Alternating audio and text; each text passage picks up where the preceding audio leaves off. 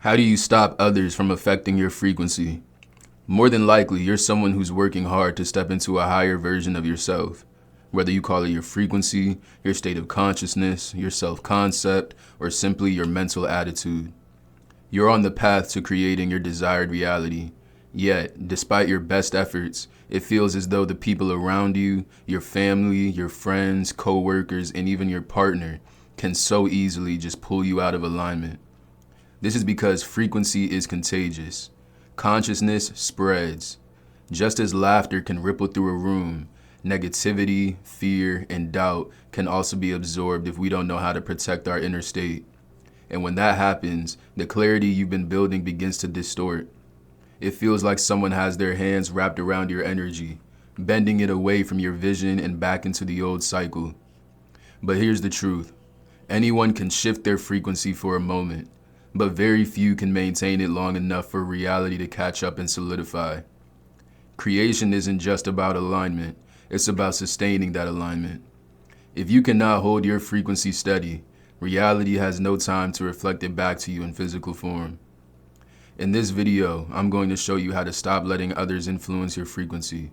Because when you learn how to maintain it, no opinion, no projection, no external voice can derail you. Instead, your reality begins to stabilize until the state you hold internally becomes the world you see externally. Part 1. The problem defined in the foundational reframe. You came here because you want to create a different life.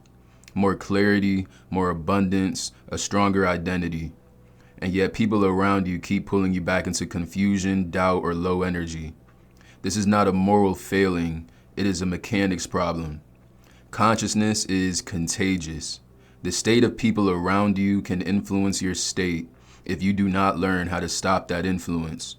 Your inner frequency will be unstable and your outer reality will remain unchanged. Before we jump into tactics, we must change how you see the situation. Everything useful in metaphysics begins with correct framing. And here are the 3 foundational reframes you must adopt now.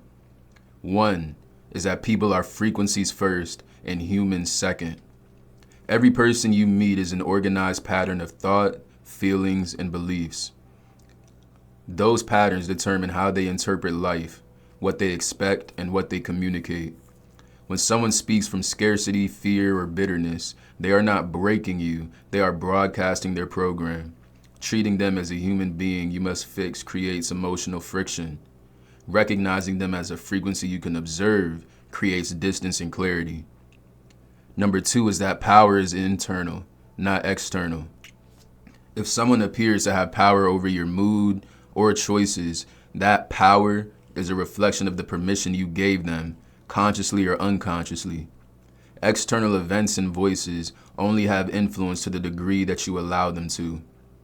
To restate, the first locus of control is always your inner state. Regain that and you regain everything. And number 3 is what you want from others is almost always what you lack inside. Complaining that family, friends, or co-workers bring you down often masks a deeper need, which is approval, safety, validation, encouragement. The fastest route to stability is supplying that resource internally through imagination, feeling, and identity work, not through waiting for others to change. Part 2. How others infect your frequency and the science behind it. Now that we've reframed people as frequencies, we need to understand exactly how those frequencies seep into you, because it isn't random. There's a structure, and once you see the structure, you can step outside of it. First is emotional contagion, the silent exchange. Modern neuroscience confirms what ancient metaphysics has always taught, that emotions are not private. Mirror neurons in the brain are designed to replicate the states of others, allowing you to feel what they feel. It's why a room full of anxious coworkers amplifies your own anxiety, or why being around someone calm helps you breathe easier. It's that consciousness is literally contagious, and that energy travels faster than words. When your friend complains about how the world is against them, they aren't just sharing a story, they are transmitting a frequency of victimhood. And if you accept it unfiltered, your body will begin to echo their frustration, tension, or despair. This is the first crack in your field. 2. The program behind the works. The key is what people say is not the real cause. Their words are effects. The cause is the subconscious program they are running. A parent who warns you that money is dangerous is not being malicious. They are projecting the script of scarcity coded into them decades ago. A coworker who says relationships always fall apart is transmitting the trauma of their own subconscious, not objective truth. A friend who rolls their eyes when you talk about your dreams is reflecting the limits of their self-concept, not yours. When you react as though their words are truth, you are confusing cause and effect. The words are smoke and the fire is their program. Number 3 is the trap of expectation. The real danger is that once you awaken, once you taste freedom and start shifting your self-concept, you unconsciously expect others to meet you there. You want them to get it. You want your family to be supportive, your friends to believe in your vision, your partner to match your growth. And when they don't, you feel betrayed. But the truth that most people never accept is that not everyone is meant to wake up.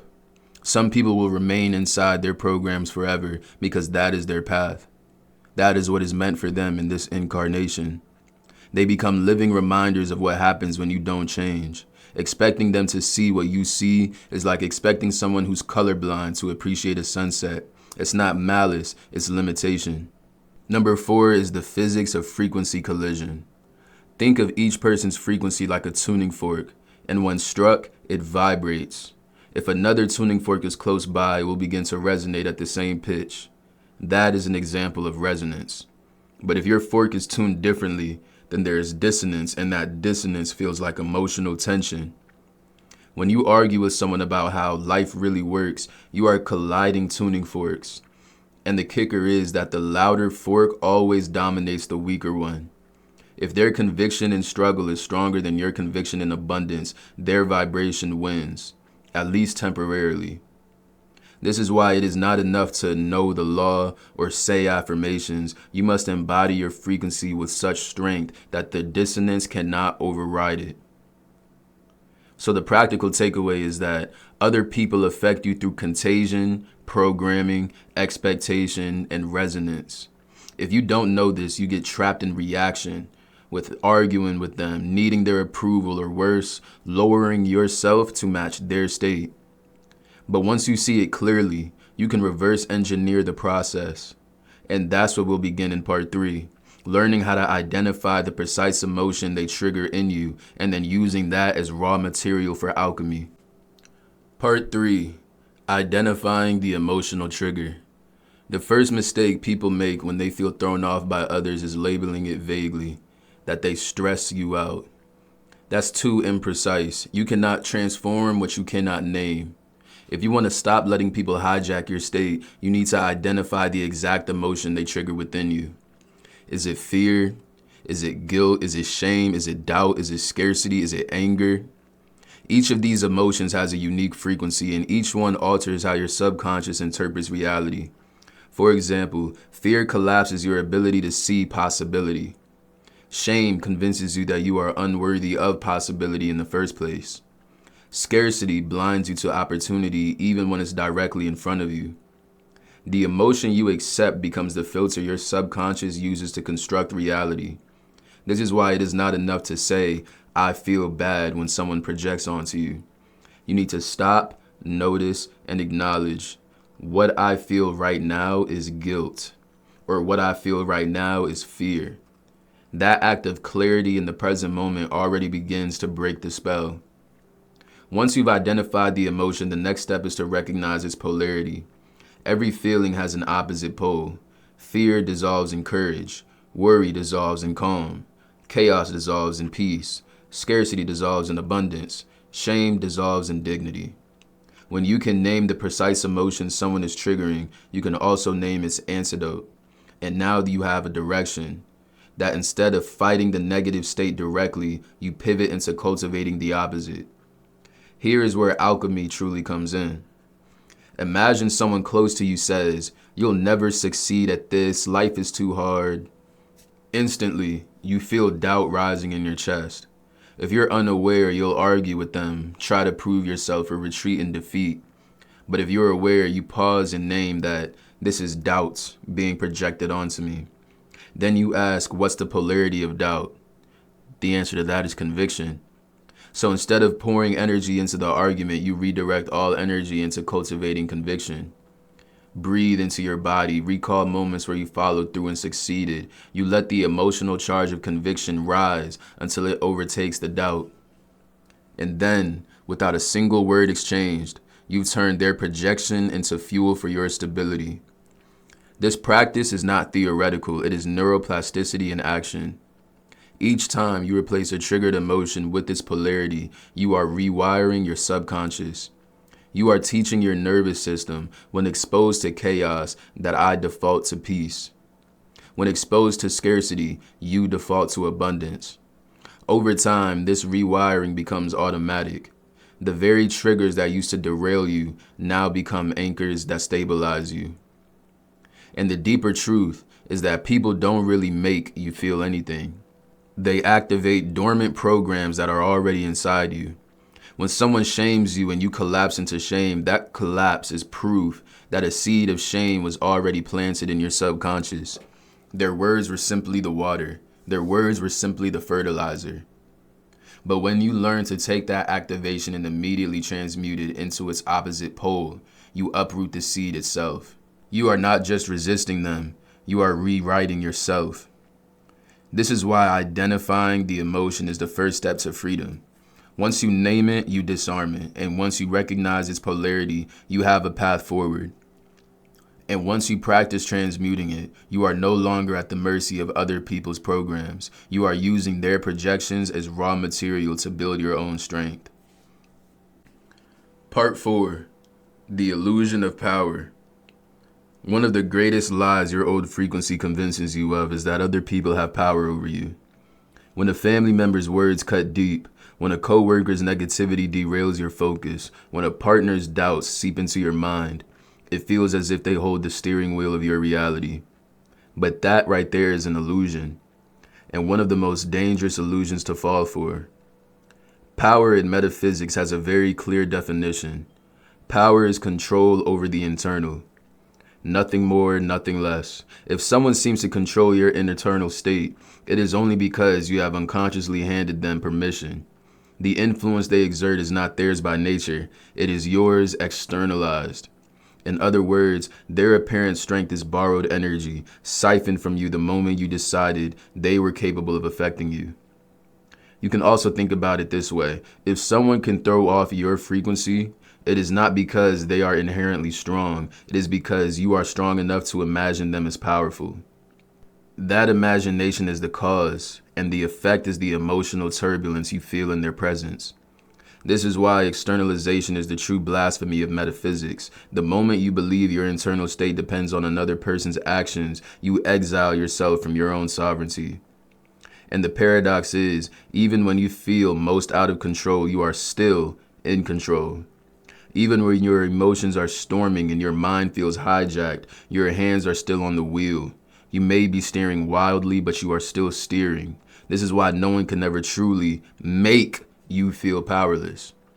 At most, they can amplify the illusion that you are not in control, but illusion is not reality. The moment you decide, this is my internal space and I hold authority here, the illusion dissolves. So remember this. Reality only mirrors what your subconscious mind accepts is true. If you accept the belief that they have power over you, your subconscious will project conditions that confirm it. But if you accept the belief that their words have no authority unless I grant it, reality will reshape to reflect that sovereignty. Beliefs are nothing more than decisions we have repeated so long that we forgot we chose them. And because we forget, they feel absolute.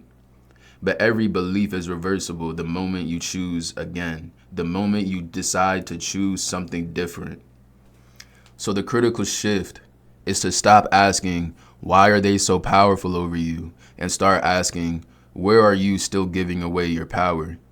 Every argument, every reaction, every emotional collapse is simply an indicator of where you have externalized your strength. When you see this clearly, you no longer need to fight people, you only need to reclaim yourself. This reclamation begins with a decision, as simple and as radical as declaring, they have no power over you. That decision is not denial, it is alignment with truth.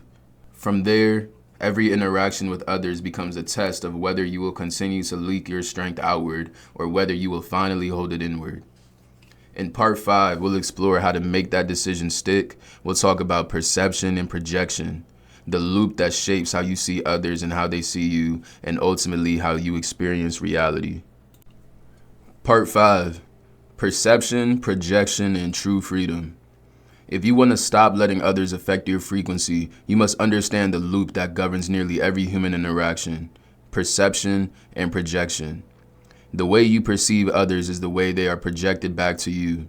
The lens you hold determines the reflection you receive. It is not just about how you see them, it is about how you see yourself in relation to them. When you look at someone and imagine them as larger than life, as powerful enough to derail your peace, you unconsciously cast yourself in the opposite role. If they are powerful, then you must be weak. If they are great, then you must be small. And reality, ever faithful to the vibration you emit, will mirror that imbalance right back to you. This is why the ancient text said, in our own sight we were grasshoppers, and so we were in their sight. Your self-perception dictates the world's perception of you. But this can work in your favor just as easily. When you begin to perceive yourself as sovereign, as someone who cannot be moved unless you choose to be, that frequency radiates outward. The people who once unsettled you begin to lose their grip. Their words do not penetrate because your reality is no longer calibrated to receive them. You see them clearly, not as giants towering over you, but as programs running with their own limitations. And when you perceive them that way, the projection shifts. They appear smaller, lighter, and less capable of shaking you. Every person who challenges your frequency is not an enemy. They are an opportunity. This is where the deeper form of alchemy begins. Life will always provide you with tests, because tests are what solidify mastery. It is easy to maintain a state of peace when everyone around you agrees with your vision. But real power is holding your frequency steady in the presence of contradiction. Real freedom is staying calm when others are chaotic, abundant when others are fearful, and loving when others are bitter. Each person who pulls at your frequency is offering you a chance to practice strength in real time. So instead of seeing them as obstacles, see them as mirrors. Mirrors reflecting where your inner work is still incomplete. If their words still sting, it shows you a wound within yourself. If their doubts make you question your vision, it reveals where you lack conviction. And if their negativity feels contagious, it only means your immunity, your inner discipline is still developing. In this sense, they are not pulling you down, they are showing you exactly where to rise. The final shift comes when you recognize that the truth is what you seek from others is only what you have not yet given yourself. If you crave their approval, it is because you are withholding self-approval. If you ache for their encouragement, it is because you have not yet learned to encourage yourself. If you feel starved for their love, it is because you have not yet chosen to saturate yourself in your own love. Once you begin to supply yourself with these inner resources, what you did not receive from others no longer hurts you. You are full, and so their lack cannot diminish you. This is true freedom. To walk through life unshaken, not because the world is quiet, but because you have chosen inner stillness. To engage with people not as threats, but as mirrors and teachers. To love others without needing them to validate you. And to hold your frequency steady until reality itself has no choice but to normalize it and reflect it back to you. So in conclusion, at the heart of it all, maintaining your frequency is about reclaiming the authority you have always had. No one can truly disturb your inner world unless you decide their voice is louder than yours. People are not enemies, they are reflections of their programming. Their negativity is not truth, it is simply the echo of their own frequency. And the grip they seem to have over you is only the power you've unconsciously handed them. When you stop externalizing your strength, you step into sovereignty. You see clearly their world is their world and your world is yours. And in that moment, you are free. So from this day forward, treat every interaction as an opportunity to exercise your frequency. Stand firm in who you are. Supply yourself with the love, encouragement, and validation you once saw from others, and watch how quickly their influence fades while your influence grows. Because when you master your inner world, the outer world must bow down to you. And if this message resonated, don't just keep it to yourself. Share this message with somebody that you know would resonate as well. Someone in your circle might be struggling with the weight of other people's opinions as well. Drop a comment with the biggest shift you're going to make starting today.